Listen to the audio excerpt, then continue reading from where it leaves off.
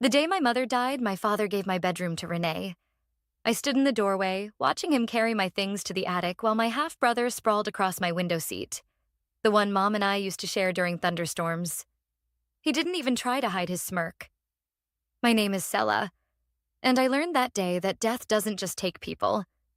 It takes pieces of the living, too.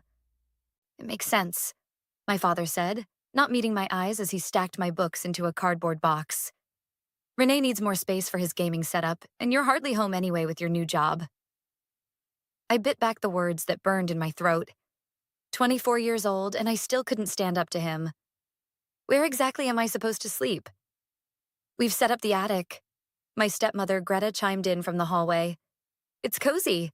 Cozy was a generous word for a dusty space with a slanted ceiling and a mattress on the floor.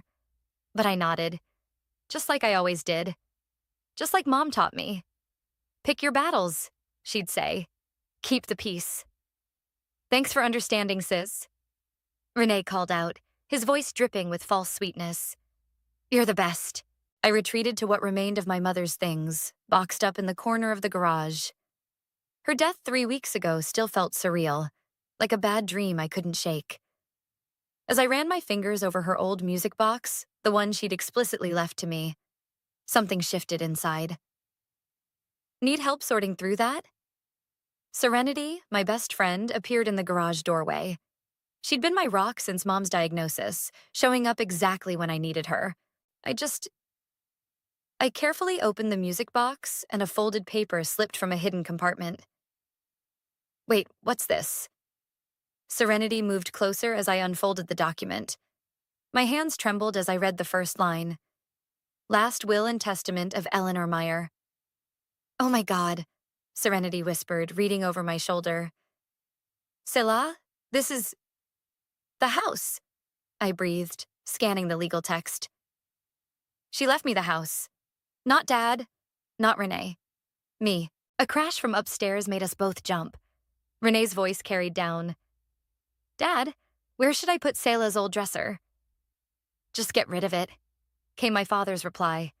She won't need it anymore. Serenity grabbed my arm as I instinctively moved toward the stairs. Wait, she whispered. Think about this. If they don't know about the will, then they've been living in my house? I finished, a strange calm settling over me. Making decisions about my property. Exactly. Serenity's eyes gleamed. And they just gave your room to the golden child without even asking. I carefully folded the will and slipped it into my pocket. Through the garage window, I could see Renee tossing my old stuffed animals into a garbage bag. The same ones Mom had saved for me, telling me to keep them for my own children someday. What are you going to do? Serenity asked. I thought about all the times I'd watched Renee get everything he wanted. The college fund that should have been split between us, gone entirely to his tuition. The family dinners where my father barely acknowledged my presence. The way they'd pushed me into the background of my own life, like a piece of furniture they'd rather not look at. Nothing, I said, closing the music box with a decisive click. Not yet. Not yet? I met her questioning gaze.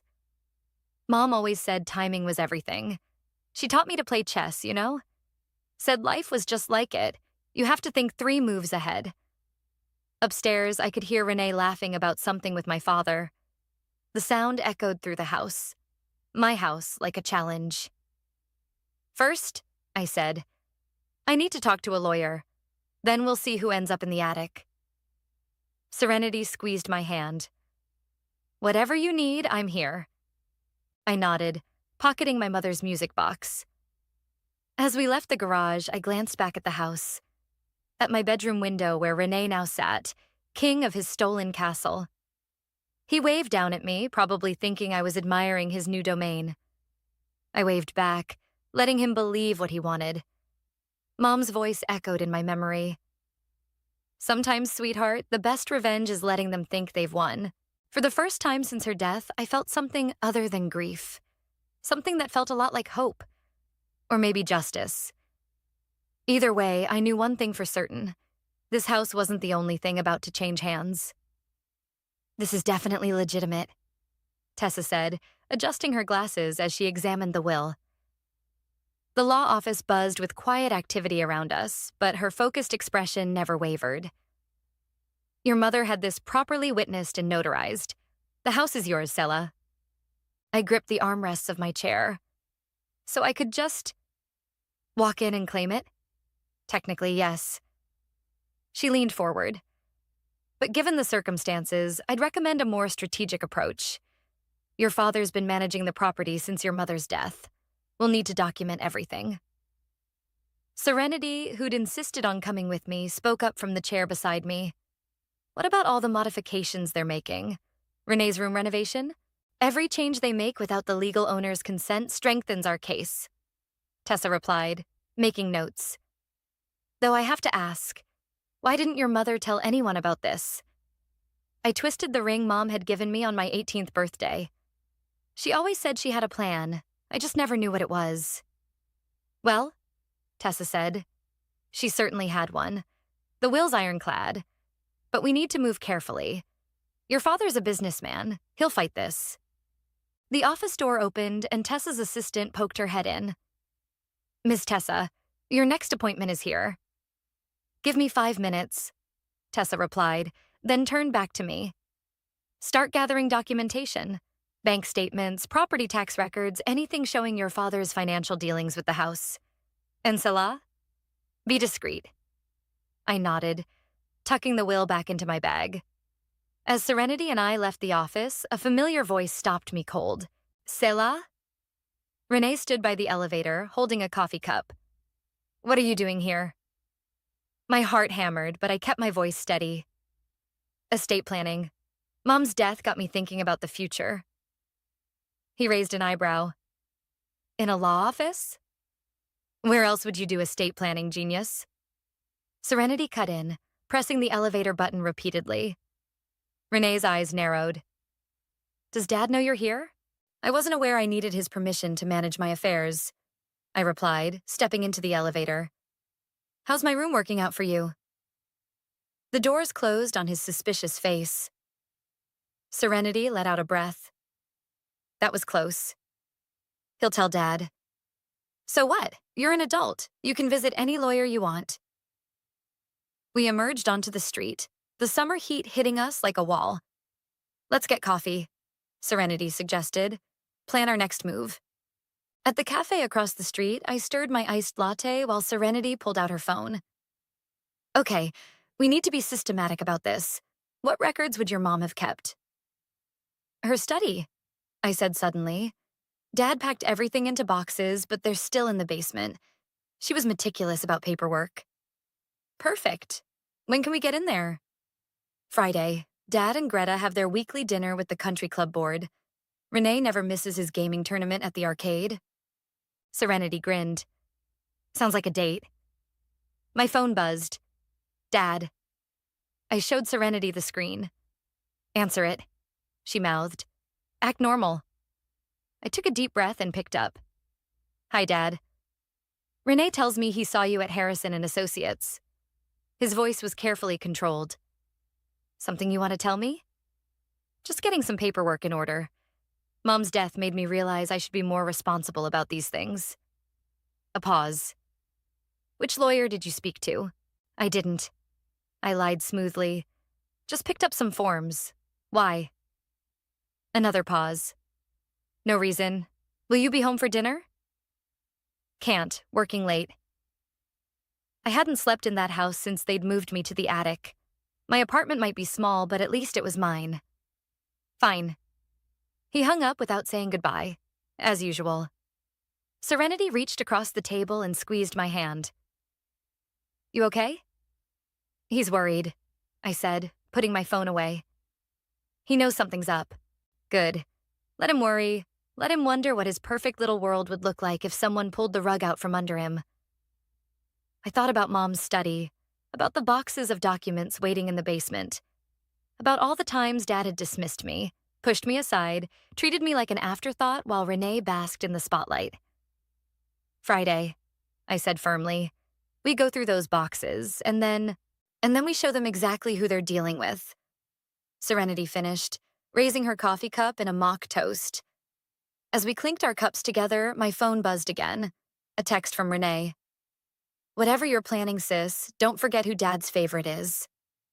I showed Serenity the message. She snorted. He has no idea, does he? No, I said, deleting the message. But he will. Friday night arrived with a summer storm, rain drumming against the basement windows as Serenity and I sifted through Mom's boxes. The musty space felt like a tomb of memories, each cardboard container labeled in Mom's neat handwriting. Found anything? Serenity asked, holding her phone's flashlight over another box. Tax records, insurance papers. I paused, pulling out a leather-bound folder. Wait, these are letters. Lightning flashed outside as I opened the first envelope. Mom's handwriting filled the pages, dated just months before her death. The basement door creaked. Someone's home, Serenity whispered, clicking off her light. Footsteps descended the stairs. We crouched behind the water heater, hardly breathing. A beam of light swept the basement. I know you're down here, Selah. Renee's voice echoed off the concrete walls. Your car's outside. I clutched the folder to my chest, heart pounding. Serenity squeezed my arm, warning me to stay quiet. Come on, sis. Let's talk. His footsteps drew closer. Dad's been asking questions about your lawyer visit. He's not happy. Another flash of lightning illuminated the basement. In that split second, I saw Renee's silhouette by the stairs, phone in hand. Fine. He sighed. I'll just tell Dad you were sneaking around down here. I'm sure he'll be interested in whatever you're looking for. Why do you always do that? I stood up, anger overriding caution. Run to Daddy with everything? Renee spun around, his flashlight beam catching me in the face. Because I'm not the one skulking around in basements going through other people's things. These were my mother's things. Yeah, and now they're Dad's. That's how inheritance works. I laughed, the sound harsh even to my own ears. Is that what he told you? What's that supposed to mean? He stepped closer, noticing the folder. What did you find? Nothing that concerns you. I backed away, but he lunged forward, grabbing for the folder. We struggled, papers spilling across the floor. Serenity jumped up, shoving herself between us. Back off, Renee. Stay out of this, he snapped, but his momentary distraction gave me enough time to scoop up the scattered letters. You want to know what I found? I thrust one of the letters at him. Read it. Read how Mom really felt about Dad's precious golden boy. His hands shook as he read, face illuminated by his dropped flashlight. I fear for Selah's future in this house. He read aloud. Frank's favoritism toward Renee has created a poison that will outlive me. He looked up, face pale. This is bullshit. Is it? You're living in my bedroom, Renee. You took my college fund. Every Christmas, every birthday, it's always been the Renee show. That's not my fault. I didn't ask for any of that. No, but you sure as hell enjoyed it. Thunder crashed outside. Renee crumpled the letter, throwing it at my feet. Dad's going to hear about this. Of course he is, I said quietly. That's all you know how to do. He stormed up the stairs, the door slamming behind him. Serenity picked up the crumpled letter, smoothing it out. You okay? I nodded, examining the other letters. Look at this. Bank statements, property assessments. Mom was building a case. Against your dad? For me. I held up another document. She knew exactly what she was doing when she left me the house. She was protecting me from them. My phone buzzed. A text from Dad. Come home, now. He's going to be furious, Serenity said, reading over my shoulder. Good. I gathered the letters, tucking them safely in my bag. Let him be furious. Mom spent years documenting everything. His financial decisions, his treatment of me, even conversations she recorded. She knew this day would come. What are you going to do? I thought about the will in my bag, about Tessa's advice to move carefully, about all the years I'd spent trying to earn my father's love while Renee took it for granted. I'm going home, I said, heading for the stairs. But not the way they expect. Serenity followed me up. Want me to come with you? No, this is between me and them now. I hugged her quickly. But stay close to your phone. As I drove through the rain toward my father's house, my house, I thought about Mom's letters. She'd known this confrontation was coming. She'd prepared me for it, in her own way, leaving breadcrumbs for me to follow when I was ready. Another text from Dad. Don't make me wait. I smiled, thinking of all the times I'd jumped at his command. Not tonight. Tonight, I had Mom's truth in my bag and her strength in my heart. The house loomed ahead, every window blazing with light. They were waiting for me, thinking they knew what was coming. They had no idea. I found them in Dad's study. Him behind his massive oak desk, Greta perched on the leather sofa, and Renee leaning against the bookshelf with his arms crossed. The room smelled of Dad's expensive cigars and Greta's perfume. Sit down, Dad commanded, pointing to the chair across from his desk. I remained standing. I prefer to stand. You've been going through your mother's things without permission, he said, voice dangerously low. Sneaking around like a thief in my house. Your house? The words slipped out before I could stop them. He slammed his hand on the desk. Yes, my house. The house I paid for. The house I maintained while my mother what, Dad? I stepped closer to his desk. While she documented everything? His face paled slightly. Greta shifted on the sofa. What exactly did you find in those boxes, Selah? She asked, trying to sound casual. I pulled out Mom's letters. Everything. The college fund that was supposed to be split between us but mysteriously became Renee's alone. The trust fund Mom set up for me that disappeared. Even recordings of your conversations about pushing me out. Those are private family matters, Dad growled. Exactly. Family matters. So why was I always left out? Renee pushed off from the bookshelf. Oh, come on. You're not still bitter about the college thing, are you? You needed? I spun to face him. I worked 3 jobs to put myself through school while you partied your way to a degree you never even used. That's enough. Dad stood up. I made decisions based on what was best for this family. Best for your new family, you mean? I pulled out another letter. Mom saw it all. She knew what you were doing. Your mother was sick. Greta cut in. She wasn't thinking clearly near the end. A knock at the front door interrupted us. Dad frowned. Who? That would be Dawn, I said. Mom's old friend? The one who witnessed her will? The color drained from Dad's face. What will? The doorbell rang again.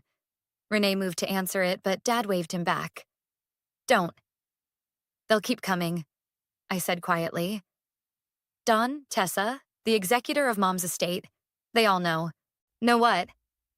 Greta stood up, her carefully maintained composure cracking. Frank, what is she talking about? I reached into my bag and pulled out the will. Mom left me the house, Dad. Not you, not Renee. Me. The silence that followed was deafening. Renee snatched the will from my hands, scanning it frantically. This can't be legal. It's completely legal, I said. Properly witnessed, notarized, and filed with the county. Mom made sure of that. Dad sank back into his chair. You're lying. Am I? Check with the county records. Talk to Don. He's still waiting outside. Mom trusted him to keep her secrets until the time was right. Greta rushed to Dad's side. Frank, do something. Oh, he can't, I said, gathering my mother's letters. Everything he's done since Mom died. Giving away my room, renovating without permission. It's all been illegal. He's been making changes to property he doesn't own. The doorbell rang a 3rd time. Dad's hand trembled as he reached for his phone. Go ahead, I said. Call your lawyer. But first, you might want to check the property liens. Mom was very thorough about protecting her assets. And my inheritance. Renee slumped against the bookshelf. Dad? Get out, Dad whispered, not looking at me.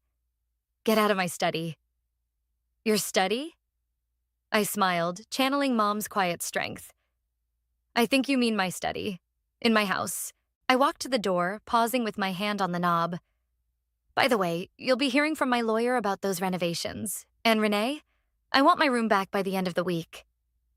You can't do this, Greta protested weakly. Actually, I can. And I am. I opened the door.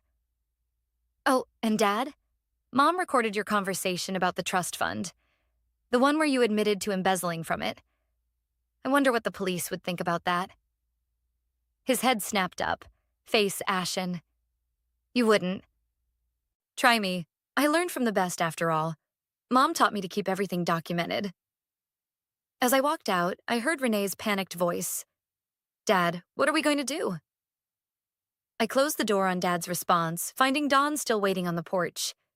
His kind eyes crinkled with concern. Everything okay in there? No, I said, feeling lighter than I had in years. But it will be. The storm had passed, leaving the air clean and fresh. As Don and I walked to his car, I could hear raised voices from Dad's study. My study, floating through the open window. Let them argue, I thought. Let them feel what it's like to lose everything they took for granted. Just like I had. The moving truck arrived at dawn. I sat in my car across the street, watching Renee supervise the removal of his gaming setup from my old room. Serenity handed me a coffee through the window. You sure you want to move back in? She asked. You could sell the place, start fresh somewhere else.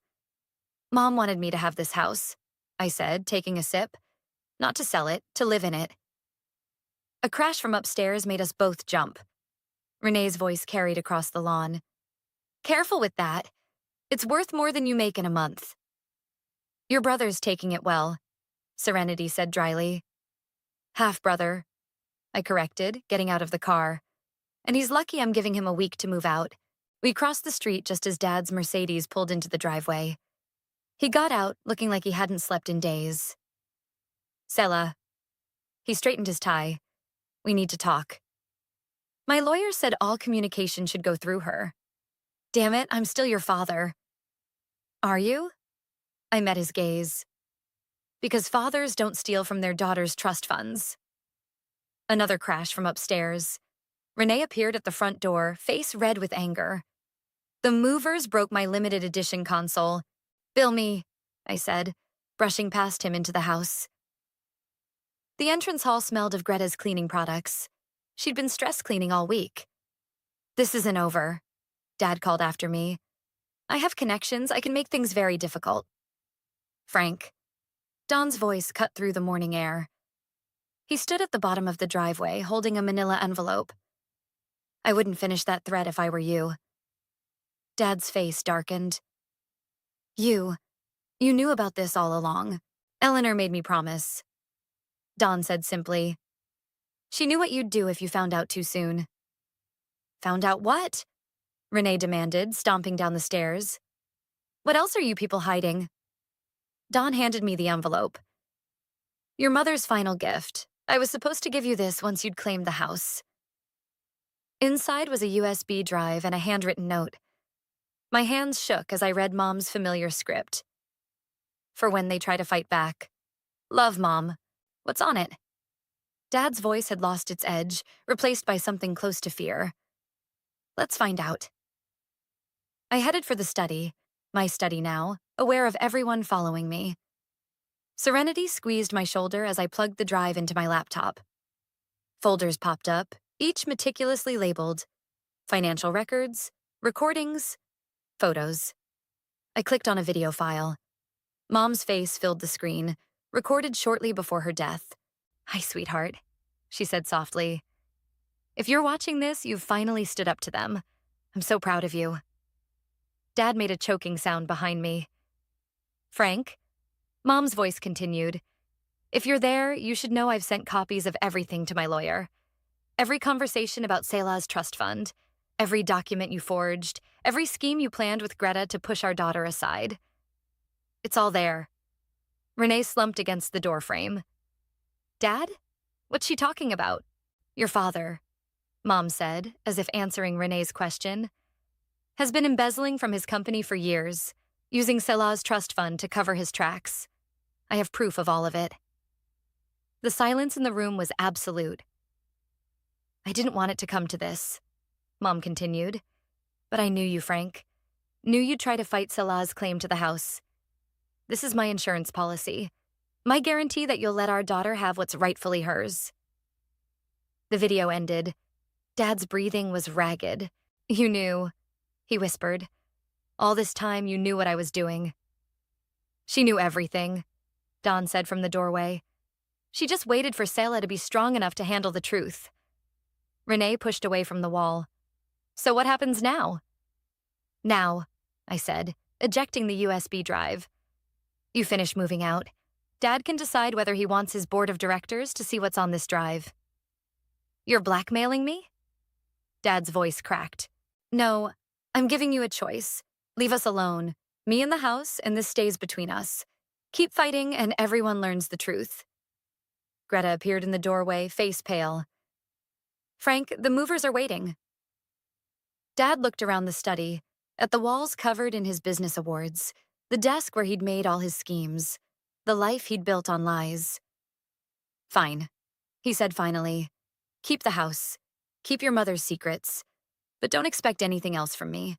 I stopped expecting anything from you a long time ago. He left without another word.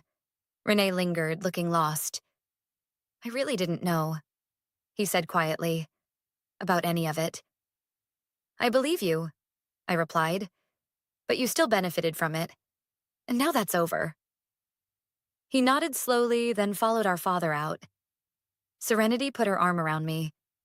You okay? I looked at Mom's face, frozen on the laptop screen. She'd known this day would come, had prepared me for it in her own way. Yeah, I said. I think I finally am. The first night in my reclaimed bedroom, I couldn't sleep. Renee's gaming posters had left ghostly rectangles on the walls, and the air still smelled faintly of his cologne. I was rehanging my old curtains when headlights swept across the driveway. My phone buzzed. Serenity. Turn on the news. Now. I flicked on the TV just as Dad's face filled the screen. The headline made my stomach drop. Local business mogul steps down amid financial investigation. The reporter's voice cut through the quiet room. Sources say Frank stepped down following anonymous tips about irregular financial activities. Another text from Serenity. I swear I didn't leak anything. I know, I typed back, but someone did. My doorbell rang. Through the window, I saw Renee's car in the driveway, his silhouette pacing on the porch. What do you want? I called through the door. They're freezing our accounts, he said, voice cracking. All of them. Dad's gone crazy. He's threatening to leave the country. Please, Salah, I need help. Against my better judgment, I opened the door. Renee looked terrible, unshaven, wearing the same clothes from yesterday. Where's Greta? I asked. Gone. Packed a bag this morning and disappeared. Dad's secretary leaked everything to the board. Something about him harassing her for years. He ran his hands through his hair. Did you do this? No. I stepped aside to let him in. Mom's USB drive is still in my safe. This is something else. Then who? That would be me. Dawn appeared at the bottom of the porch steps. Sorry, Selah. I know you wanted to handle this quietly, but some truths need to come out. Renee spun around. You? Why? Because your father wasn't just stealing from Selah, Dawn said, climbing the steps. He was stealing from everyone, including your mother's cancer treatment fund, Eleanor. My knees went weak. What? The money she set aside for experimental treatments. Frank transferred it all to cover his tracks. That's why she stopped fighting at the end. She couldn't afford to keep going. The world tilted sideways. Renee caught my arm before I could fall. He killed her, I whispered. He actually killed her. Not directly, Dawn said gently. But he took away her choices. I couldn't let that stand. Not after watching you fight so hard for justice. Renee's phone buzzed repeatedly, notifications flooding in. Dad's being arrested, he read, voice hollow. They're at his office right now. I sank onto the porch swing, Mom's favorite spot. What happens now? Now, Dawn said. The truth comes out. All of it. The embezzlement, the harassment, everything. Your mother kept records of it all, not just what affected you directly. Why didn't you tell me? I asked. Because you needed to fight your own battle first. Prove to yourself that you could stand up to them. Eleanor was very clear about that. Renee slumped against the porch railing. I have nothing left. No money, no home. You have an apartment, I said quietly. And a job, if you want it. The coffee shop where I worked through college is hiring. He looked up, surprised. Why would you help me? Because Mom would have wanted me to. She knew you were as much a victim of Dad's manipulation as I was, just in a different way. Don cleared his throat. There's something else you both should know. Eleanor left a second will with my firm, a private one, dealing with her personal assets. He pulled an envelope from his jacket. She split everything between you, equally. Said her children deserved a fresh start once the truth came out. Renee's phone buzzed again. He looked at it and laughed bitterly. Dad's asking for bail money, as if I have any left to give. Let him ask, I said. We're not his ATM anymore. The morning sun crept over the horizon, painting the porch in soft gold. Mom used to say sunrise was nature's way of giving us second chances. I should go, Renee said, standing up. Pack what's left of my stuff before they freeze everything.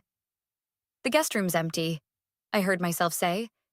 If you need a place to stay, just until you get back on your feet. He stared at me.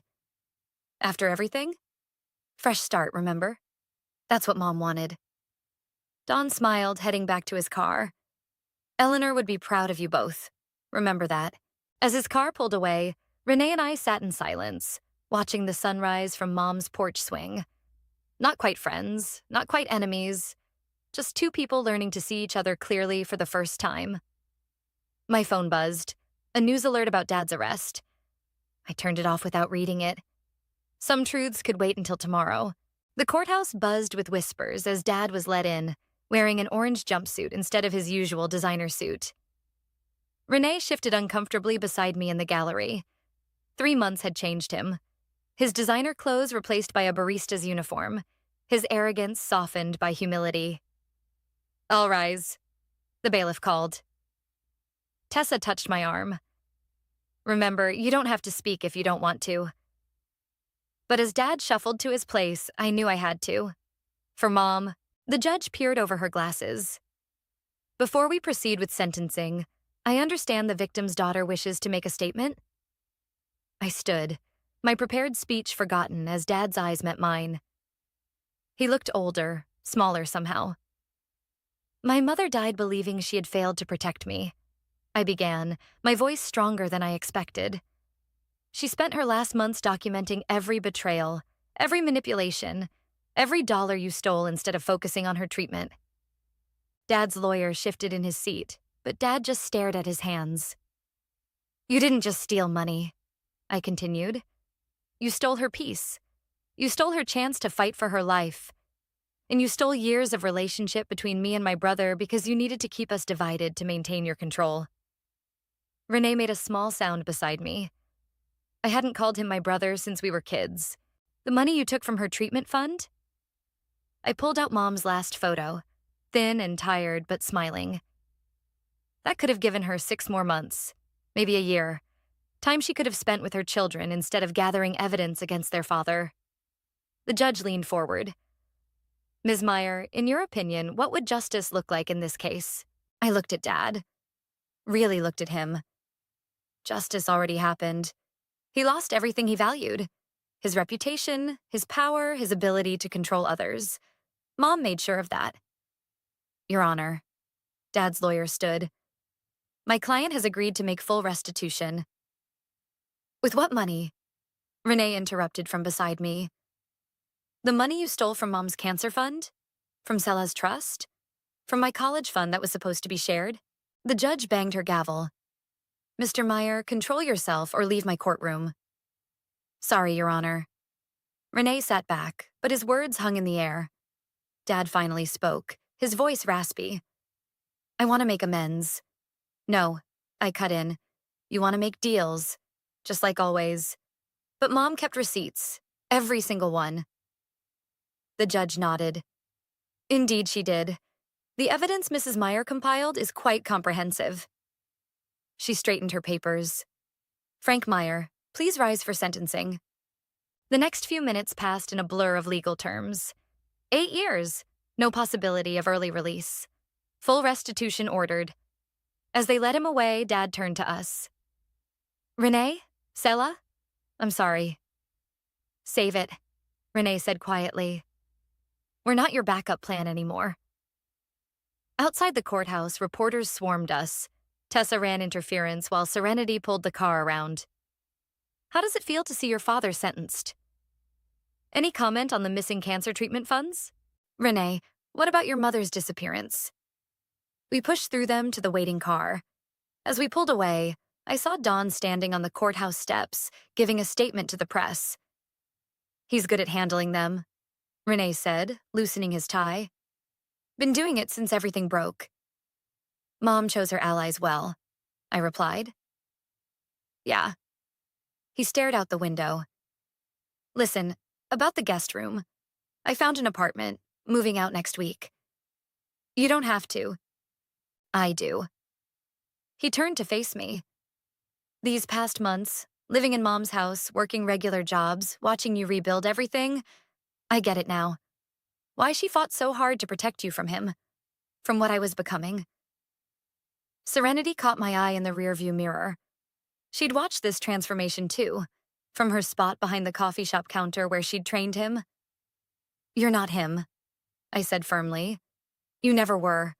He just made us think we had to be what he wanted. Ms. Tessa says Mom's personal assets will be released next week, Renee said, after the restitution hearing. We could, I don't know, do something good with it? Like what? A foundation, maybe? For families dealing with cancer? Help them afford the treatments Mom couldn't get? My throat tightened. She'd like that. My phone buzzed. Another news alert about Dad. I ignored it, just like I'd ignored Greta's attempts to contact us from whatever country she'd fled to. Mom's birthday is next week, I said instead. First one since everything. Renee nodded. Think she'd mind if we had cake on her porch swing? No, I smiled, remembering all the birthdays we'd celebrated there before everything went wrong. I think she'd love that. As we drove home, to Mom's house, our house, I realized she'd given us one final gift, the chance to become the family she'd always wanted us to be. Just not the way any of us had expected. The autumn breeze carried the scent of fresh paint as I hung Mom's wind chimes on the porch. Inside, Serenity and Renee argued over furniture placement in the newly renovated living room. The bookshelf goes by the window, Serenity insisted. That's where Eleanor always had it. But the light would be better for the reading nook if we...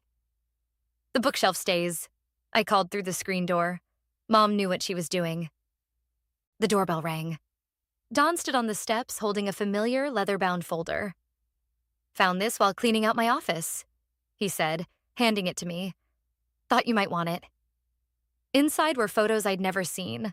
Mom in her college days, young and vibrant. Dad before greed consumed him. Baby pictures of me and Renee. She kept everything, Don said softly. Not just the evidence against Frank. She documented the good times too. Renee appeared behind me. Is that us at the beach house? Before Dad sold it, I nodded. Mom's favorite vacation spot. The foundation closed on it yesterday, Renee said. It's ours again. Well, the foundation's anyway. First retreat for families in treatment starts next month. Don smiled. Eleanor would have loved that. Using Frank's restitution money to help others fight cancer? Perfect karma. The wind chimes tinkled as Serenity joined us, carrying Mom's old music box, the one that started everything. Found this while moving the bookshelf, she said. There's something still inside. I opened it carefully. A small key fell into my palm, along with a note in Mom's handwriting. For the beach house master bedroom. Some treasures are meant to be found twice. Renee leaned against the porch railing. Think she hid more evidence? No. I smiled, remembering Mom's love of mystery novels. I think she left us a treasure hunt. One last adventure. The retreat starts in 3 weeks, he said slowly. We could go down early, check it out.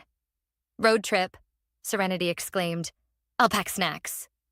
Dawn chuckled. I'll keep an eye on the house and the foundation paperwork. Inside, the newly painted walls glowed with warm colors Mom would have loved. Her books lined the shelves. Her art hung in places of honor. But it wasn't a shrine. Renee's coffee shop award sat beside my journalism degree, new memories mixing with old. Before you go, Dawn said, pulling out an envelope. There's one more thing. A letter Eleanor wrote the day she finalized her will. My hands shook as I opened it. My dearest children, by now you've found your way back to each other, back to the truth, back home. The house was never just about property. It was about giving you both a foundation to rebuild from. Renee, my sweet boy, you are always more than your father's ambitions. Your kindness shines through now, just as I knew it would once you broke free. Selah, my fierce girl, you've become everything I hoped. Strong enough to fight, wise enough to forgive, brave enough to love again. The beach house key opens more than a door. It opens the next chapter. Write it together. All my love, Mom. Renee wiped his eyes. She knew we'd fix things. She made sure we could, I said. Gave us all the tools we needed. Serenity emerged from inside, car keys jingling. Beach house treasure hunt? I already called shotgun. The wind chimes sang as we loaded the car. Dawn waved from the porch, looking satisfied. The keeper of Mom's secrets now free to just be our friend. Ready? I asked Renee as we pulled out of the driveway. He held up Mom's key. For another Eleanor Meyer mystery? Always. The house grew smaller in my rearview mirror, but I wasn't leaving it behind. Mom had given us roots and wings, a home to return to and the strength to fly. Hey, Serenity said from the back seat. Think there's actually treasure in the beach house? There already is, I replied, thinking of Mom's letter. We just have to find it. Renee turned up the radio, Mom's favorite station. As we drove toward the coast, toward whatever adventure she'd planned for us, I felt her presence in the music, in Renee's laugh, in the key that promised more discoveries ahead.